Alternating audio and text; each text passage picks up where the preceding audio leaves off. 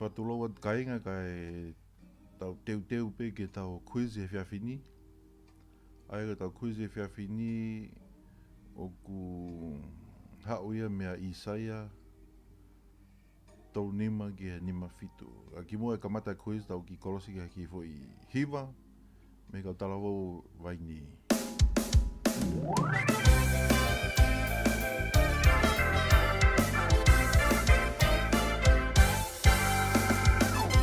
Ahi ahi Tamai tatani Delia na aku toe he O kau kafe Ei ki tai ui pe O a te ke tuku ange Reo mo alahi Haku mamahi Whonu mai moi ahi ahi Eu piki tai pe Ki a te koe O a te ke tuku ange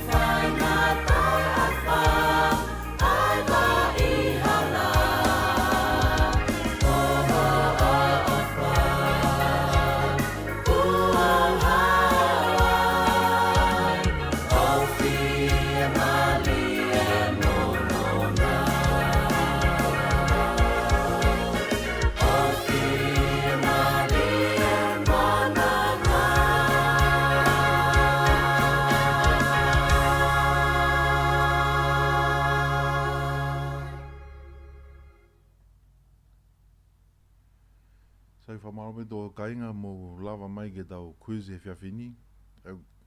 Waweni me ke kamata tau quiz. Mo teu ke tari e ngai whiuki.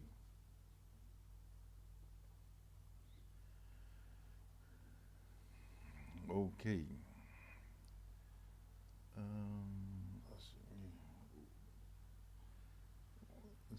Kataki behe mea ka tonu asi behe tau quiz he. I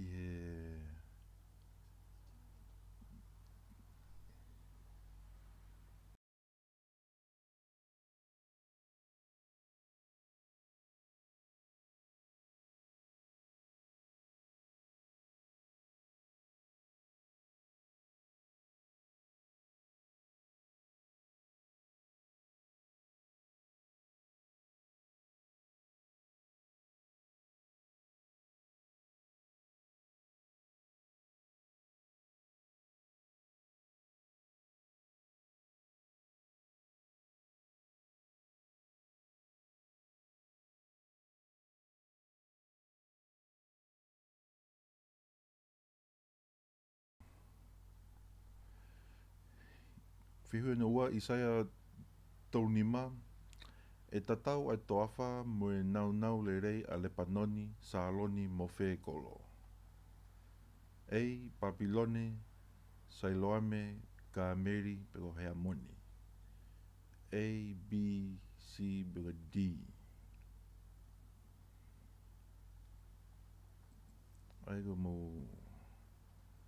ngahi tari pego e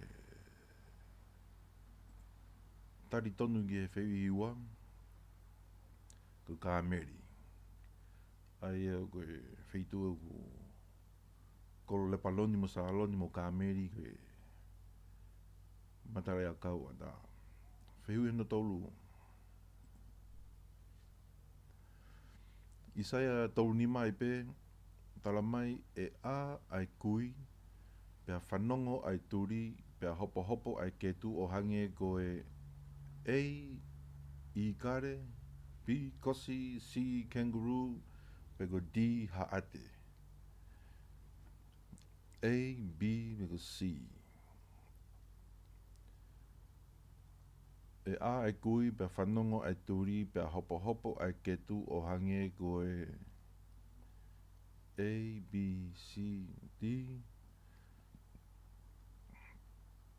Ai koe ngahi tari ne o mai.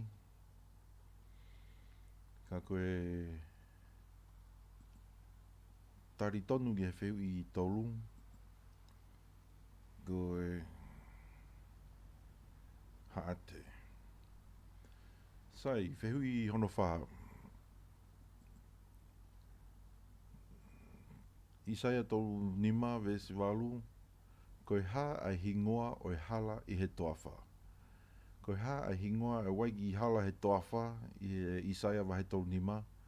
Ai koe ha ai hingoa e hala koe ni. A, hala Tamaskusi. B, hala o e maani oni. D, hala Sainai. Bego D, hala Hlopeka. A, B, C, bego D.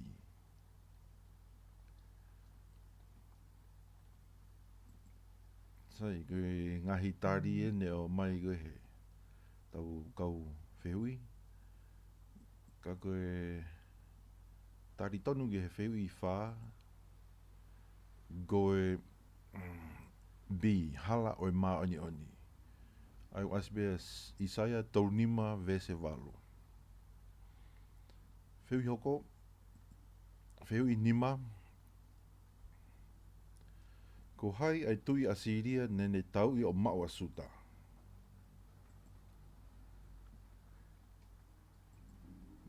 Ko hai ai tui a Siria nene tau i o mao asuta. A, Nebuchadnezzar. B, Sailosi. C, Senakalipe. Pego D, Talayasi. Ko hai ai tui a Siria nene tau i o mao asuta.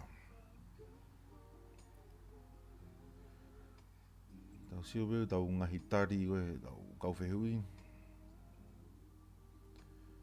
Ka koe tari tonu ki he whiui whika nima. Koe tui koe ni ko Senakalipe. Tui loa ini. Oku asi historia. Sai, tau wakai tau papatohikai.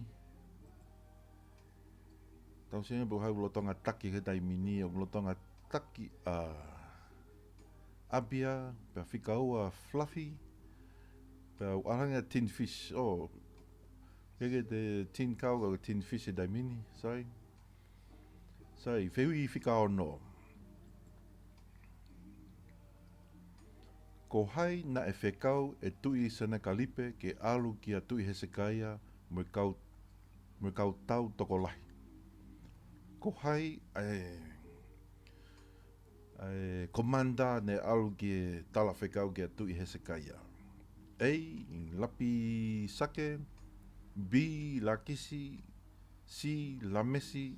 Pego D, lapila. Lapila lolohea. A, B, C, pego D. Ai koe ngahi tari A, B, C, pego tari tonu ki he tau whiui. go lapisake. Sai, whiwi hoko. Ko hai na e whakawhetaulaki mo lapisake, aia ko ila kimi se pina mo hai. E whaitoko tolu gane whetaulaki kia lapisake. A, soane, B, soa, C, soape, peko D, soa kimi. Ai ko hai ne whetaulaki ni mo lapisake, ai ko whaitoko tolu siu, ai ko ila kimi se pina mo hai. Ai whika tolu. Ai koe mo ngahi tari enia. Pea koe tari tonu ki he whika fitu ko soa. Ko soa tauwha. Ai ko soa. Sai, whiwi hoko. Ko hai ai tamai a soa. Ko hai ai tamai a soa.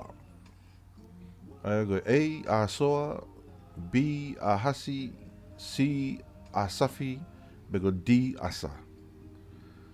Ko hai ai tamai a soa.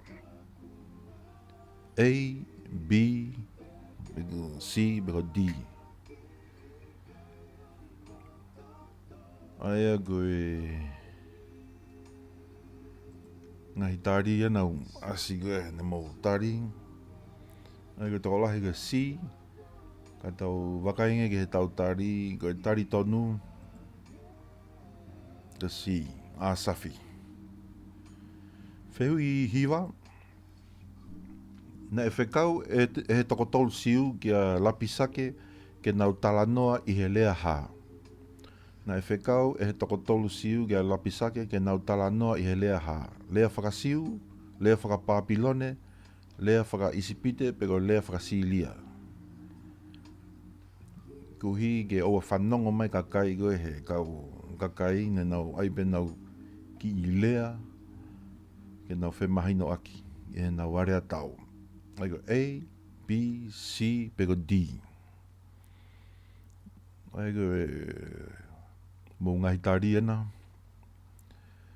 Ka koe tari tonu ki he whehui whikahiwa ko lea whakasiria. Ne koreangi e tokotolu siu ke nau lea whakasiria. Whehui hoko fulu. Ko e ha ai mea na e whai e tui Hesekaya I e ne whanongo e whakaauha ki nau tolu e he tui Asiria.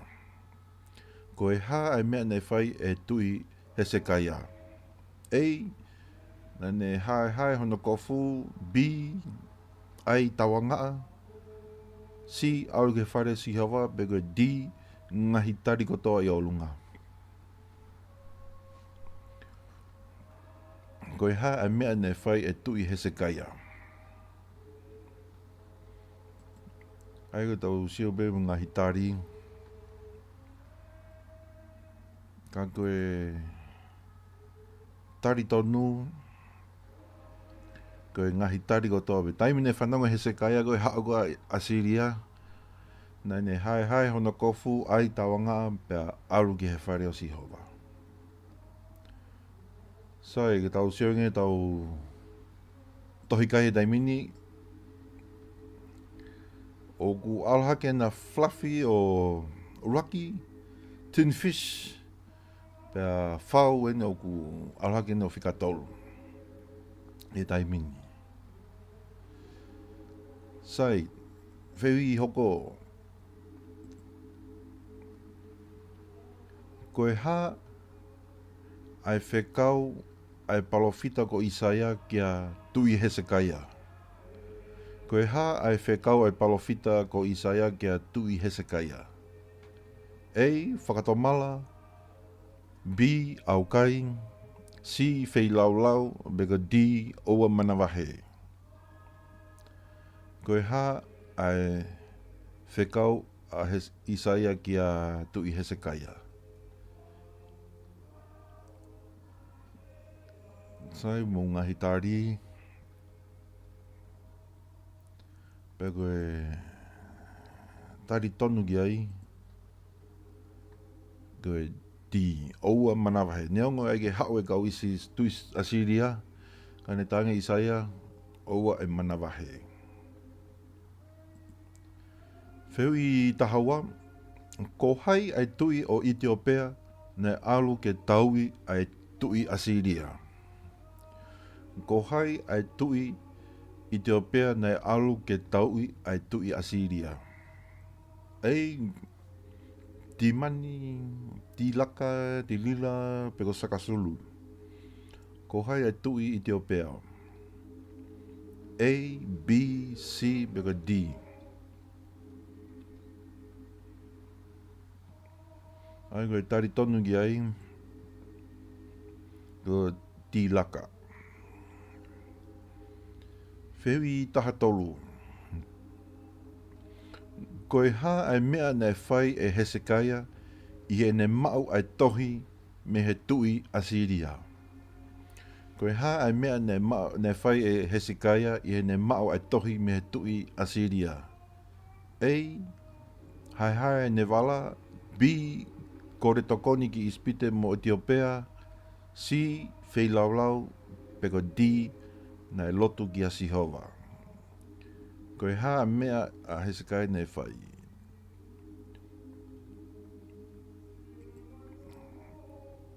Sai koe ngahi tari, ka koe tari tonu.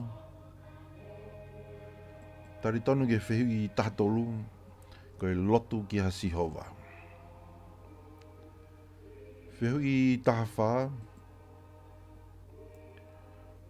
Koe toko whiha ai kautau Asiria nei tamatei he angelo o autua. A. Tahakilu walmano ni mawhe. B. Tahakilu whamano whawhe. Beko C. Tahamano walwafe ni mangiau. Beko D. Tahafe walungiau ni manoa.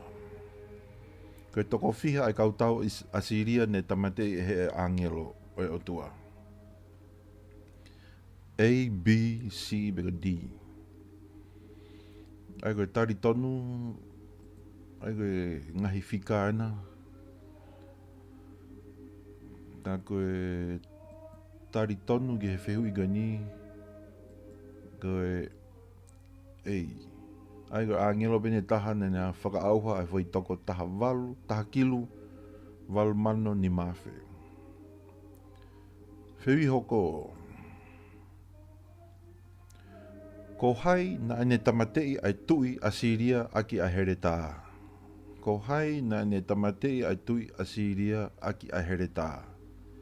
A. Angelo. B. Tui Hezekia. C. Parofita Isaia. Pego D. Kohonongo foha ko Atila Meleki mo Salisa. Ko hai na ane tamatei ai tui Asiria. Ai koe tari tonu ki ai. Koe D. Ok, tau seo ke tau papa tohi kai he taimini. Ai koe kau tamani ngunau lesisita koe he link. Koe he taki he taimini. O alhangana abia o Rocky. Ua tinfish bea tolu a fluffy. Sai, whewi hoko. Koe tau e whiha na e whakalolo ai e he otua ai mo ui o tui Hezekia. Koe tau e whiha na e whakalolo ai e otua ai mo ui o tui Hezekia. Tau wa nima, tau wa noa, tau tahanima, pe koe tau e hongofulu. Koe tau e whiha na e whakalolo ai e otua ai mo ui a tui Hezekia. Sai, koe tari tonu ki ai. Koe tau e tahanima. Tau e tahanima. Whewi hoko. Koe whakailonga laa. Pe was laa o hai. Na e holomui tikiri e hongofulu ki mui. Koe wasi laa o hai. Ne siogia ia tui Hezekia i holomui ai laa i tikiri e hongo fulu. Ai koe was laa o Felo, pe koe was laa o Ahasi, pe koe Isaia, pe koe Hezekia. Koe tari tonu ki e whihuta hawhitu, koe wasi laa, pe koe wasi o tui Ahasi. Whihui whikatahawalu. Koe ha ai akau na e whekau e Isaia ke pulusi ai pala o Hezekia o Moui. Koe ha ai akau, koe lai akau na e pulusi aki ai pala o Hezekia o Moui. Ai koe ei, orive, bi, pame, si, sita, pe koe di, koe lai fiki. A, B, C, pe koe D. Ai koe tari tonu, koe lai fiki. Whai tō le rei he pala, mo e hangata maki. Hufanga whatapo.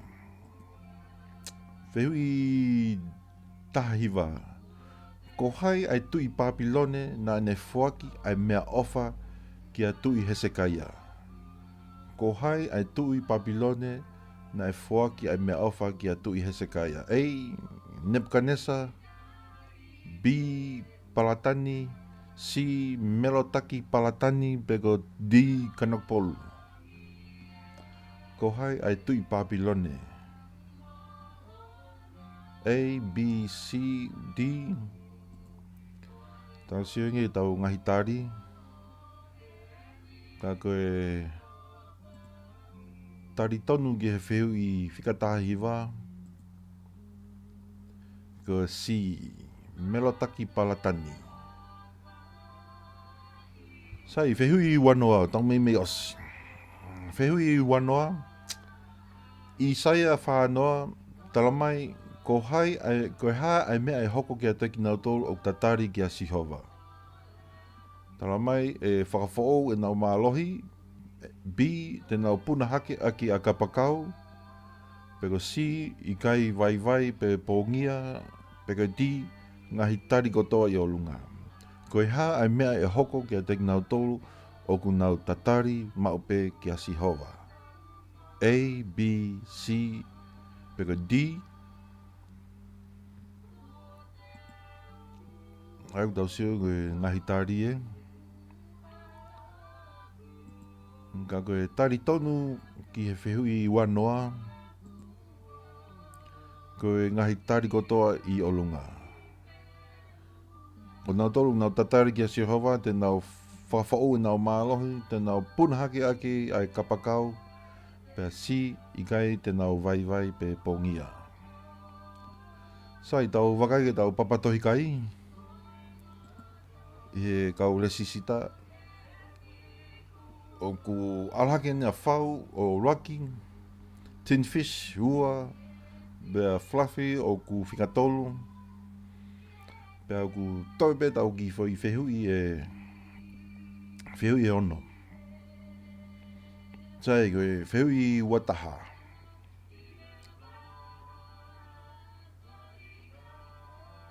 Ai koe whihui wataha, ko hai ai tui na ne whekau ke toe langa a Jerusalema. A, Pelesasa, B, Talaiasi, C, Kolesi, peko D, Tilaka. Ko hai ai tui na ne whekau ke toe langa a Jerusalema. A, B, C, peko D. Ko hai ai tui, tau sio ke tau ngahi tari, ka koe tari tonu ki ai koe tui ko Kolesi. Au ku maho inga au pito e tui ko ni e ne whekau ke toe koe tui hiteni nga ne whekau ke toe langa a Jerusalema. Ai whihui woa, koe kakai mei whe o ku nau lalahi pe loloa i a Isaia wahe whahanima. Isaia whanima o asia e kakai o ngau loa loa. Me he feitu go ei, sipa, pi ispite, si Etiopea pego di Filistia. Ko kakai me i fe o ngau lalahi pe loa loa. A, B, C, pego D.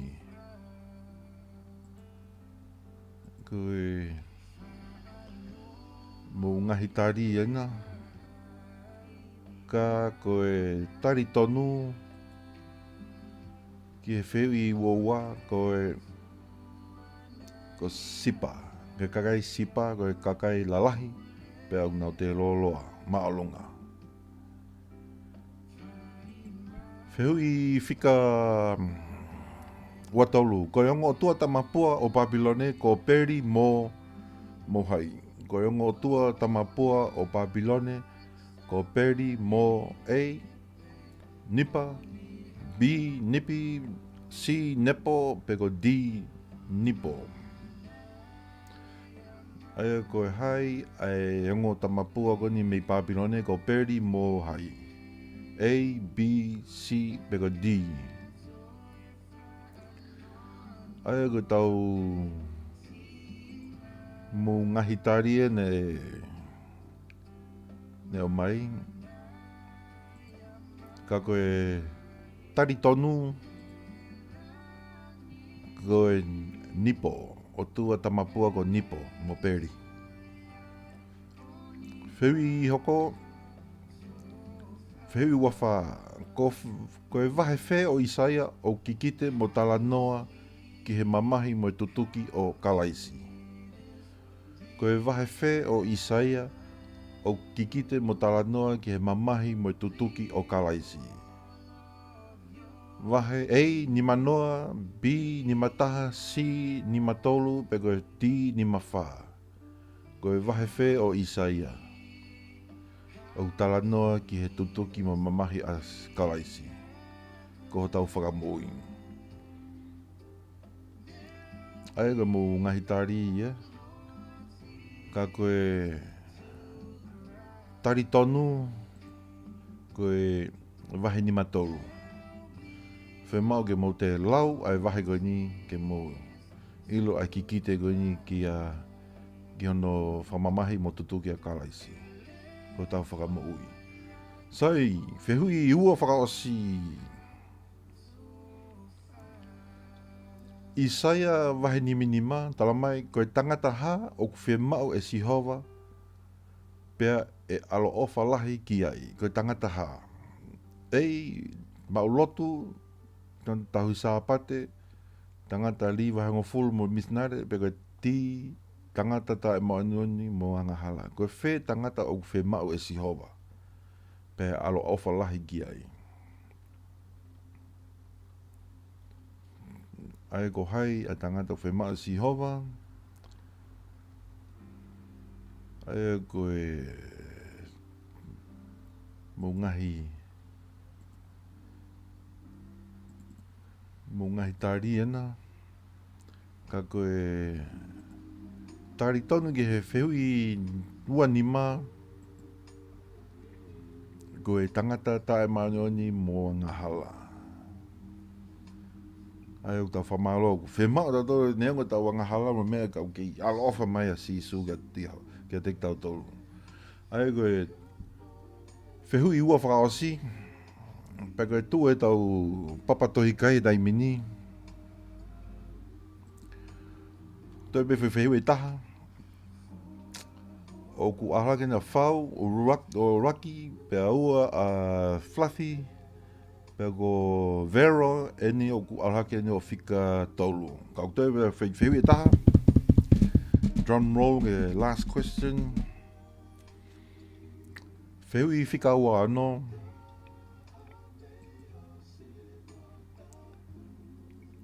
Isaia vahe ni maono, e tāpua ki e Sihova ai kau inoke, o ka pau te nau tauhi ai ngahi A, tamapua, B, sāpate, C, vahengo furu, peko D, taki o e whanua. E tāpua ki e Sihova ai kau iunoke, O ka pau tēnā tauhi ai ngahi A, B, C,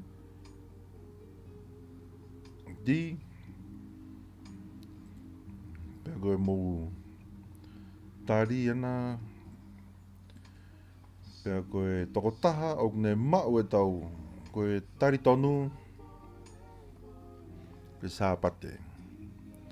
Ai koe tokotaha o ne mau e tau kuizi e whiawhini. Ko...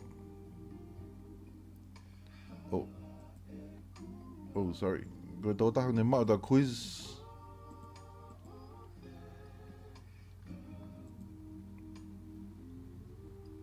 Ai ko whau, raki a whau, ua fluffy mo tolu a vera. Whamalo apito mo kau mai e tau quiz. I he whiawhini. Pea senia te top upu ki he mo whika telefoni. Kuhi ke senia te urewa ke kainga ko i tonga ke nau mau e tau ngahi pare. Sai tau ki kolosi ki Nusila. Ki he... Taione Trio me Malapo ke na whaasi mai tau kuisi i he whiawhini. Whamaro pito ki Taione Family, Taione Brothers and Sisters, me Nusila me Shasi Penrose.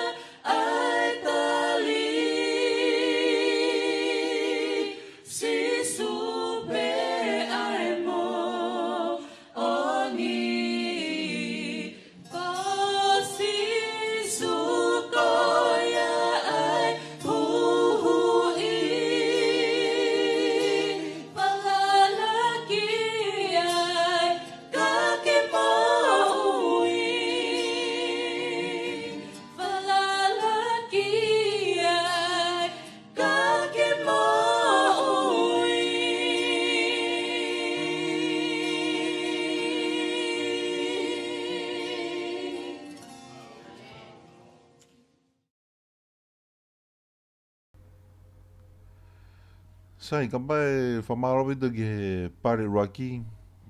Whau, ko e kata whamoremore be ka pai lava fluffy o message mai Facebook a ke mai ne contact ne telefoni ke ate top up. Ko hiku mao be a whau mo Vero.